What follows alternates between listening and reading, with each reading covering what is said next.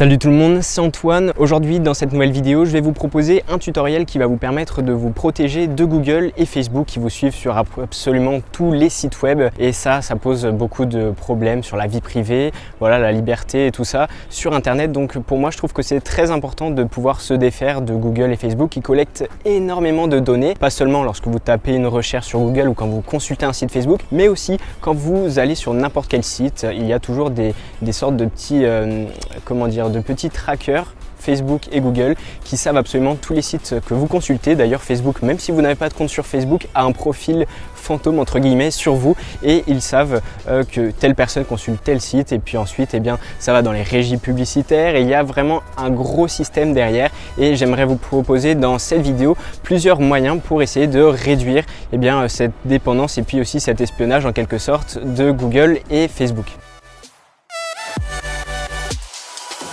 Au fait, si t'es nouveau, moi c'est Antoine et sur cette chaîne je parle de technologie en général, donc des tests de produits et des tutoriels. Donc si ça t'intéresse, n'hésite pas à t'abonner, à cliquer sur la petite cloche pour être notifié dès que je sors une nouvelle vidéo. Comme je le disais en début de vidéo, le traçage et le traquage de vos recherches et des sites que vous consultez se passe via les recherches. Donc sur Google, basiquement vous tapez quelque chose et puis Google crée un petit peu une fiche sur ce que vous recherchez et aussi sur tous les sites web que vous consultez. Il y a un petit outil Google qui sait que cette personne en particulier a consulté ce site ainsi que tels autres et du coup il peut créer un profil, donc il peut savoir vos opinions politiques, quels sont les membres de votre famille, tiens vous avez plutôt des soucis de santé, vous faites tel genre de travail, vous avez tel type de problème personnel. Il peut savoir énormément de choses et je vais vous dire comment résoudre les deux problèmes, donc la recherche sur moteur et puis les outils de traquage qui sont sur tous les sites web. Donc ça fait un petit peu vieux jeu de dire j'aime pas le traçage et tout, on est espionné et tout.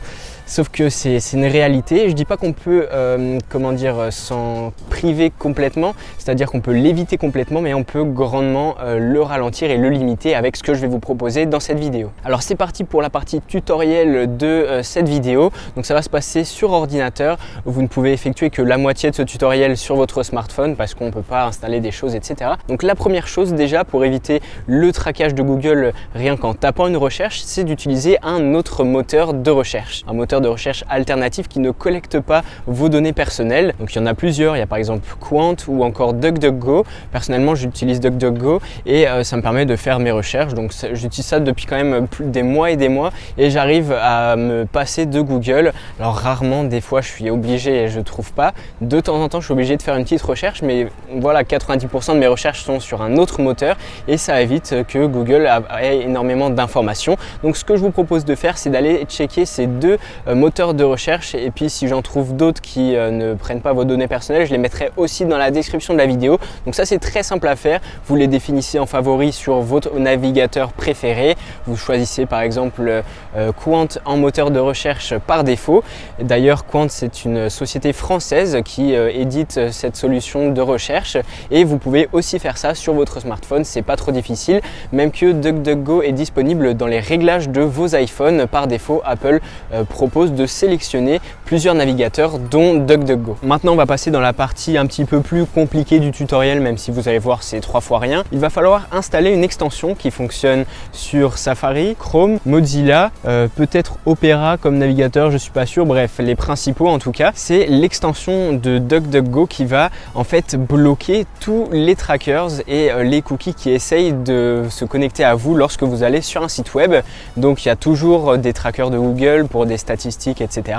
Et à chaque fois que vous allez vous connecter sur un site, toutes les publicités qui veulent avoir des infos, genre votre IP et tout ça, ils seront bloqués d'office et justement aussi de Facebook parce que Facebook sur beaucoup de pages web, il y a un petit bouton mettez un pouce bleu sur la page.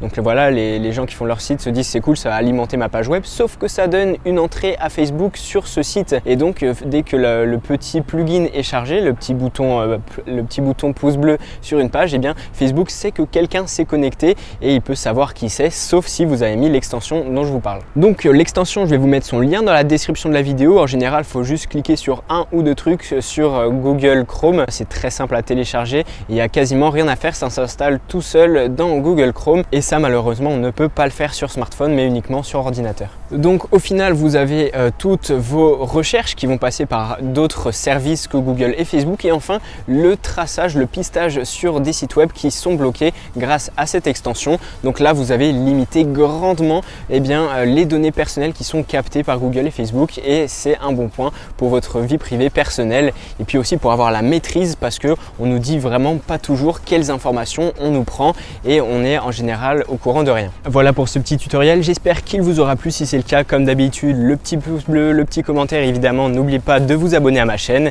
et en attendant on se retrouve très bientôt pour une prochaine vidéo, et j'en mets deux ici que vous pouvez aller consulter plutôt de ce côté dès maintenant.